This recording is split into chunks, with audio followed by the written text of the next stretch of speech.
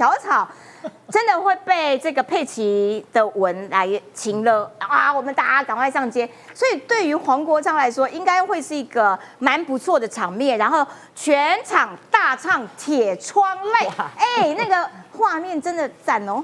我先讲了哈，我们家阿兄邱敏宽啊哈，不愧为是直男，他念这封信一点感情都没有。对，来，让你来。哦，你说我来啊，你来，不是你多有感情，让我们来看看。这个不是啦，我是觉得哈，因为我必须讲，如果说哈你不纯粹不讲案情，就是讲这封信哦，坦白讲。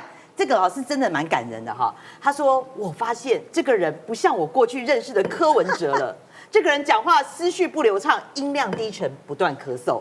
确实啊，你可以看到他那一天有没有，就讲话就是就这样一直在咳嗽了哈。然后他说他也红了眼眶，然后离去前紧紧抱住我说：我这个人。”是不会讲肉麻话，但是你又要一个人过日子了，你要好好的过。哇，被考了哈。那你看，我觉得他还有一句哦，他的意思是说哦，我觉得这边应该没有写。他说哦，我一直哭着问你，不能吃过饭再走吗？不要走，你现在是被囚状态，不能再待在家里了。Oh no！ 好，让我们两个这样。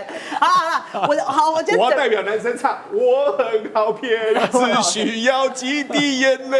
所以嘛，你看，哎呀，我们有感情跟没感情差在这，是不是？好，所以整篇看来哈，我觉得3个目的啦。第一个当然是1月11号讲给小草听啦，哈，这个就是小草一定会感动嘛，哇，这个陈佩琪讲这件事情。第二个，我要跟这个陈志汉讲。这才是真正的鲑鱼。没错，你陈志汉，你要帮陈佩琪操刀，你去研究一下人家鲑鱼体，好不好？对嘛？所以为什么我们很容易分辨什么是陈佩琪自己写的，什么是人家帮他操刀写的？他里面不会去讲什么王八狗屁什么的啦，哈，也人家这个真的是很感人，而且不愧是马公的才女，她的那个文笔是真的蛮好的，不错，她很会写抒情散文。对，然后你看她这边不是说哭着问吗？啊，这个。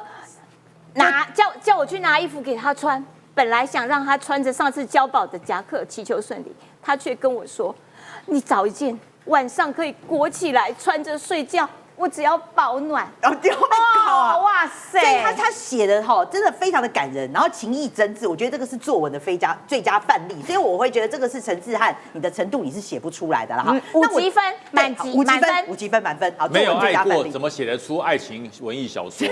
但我最后要讲了哈，我觉得陈佩琪今天写这个最大的目的，他是要转移焦点，因为这2天包括郑淑馨跟许富顺医师出来指证，而且火是烧到了陈佩琪，尤其昨天那个郑淑馨的爆料是整个命中，因为他直接讲说他为什么要拿钱去陈佩琪家，我快离婚呐，我们家说钱不够去贷款呐。对，他已经讲到说，当时柯文哲说陈佩琪一直吵着要跟他离婚，因为那时候是在初选嘛，那柯文哲民调低，而且那时候还没有选，就是已经不知道你是赢还是输，钱到底要不要得回来不知道。对，柯文哲那时候已经负债700多万，甚至已经到1000多万了。所以郑淑馨说，他当时的目的是为了要让柯文哲安心选举，好好的选举，因为他一直在跟他讲说陈佩琪吵着要跟他离婚，所以后来郑淑馨承诺就帮他募了700多万，直接拿钱去到他家，而且上楼去直接给陈佩琪看，然后呢，而且去跟陈佩琪当婚姻的咨询师。所以当时这个爆料已经是讲的这么的明显了，好细致的对，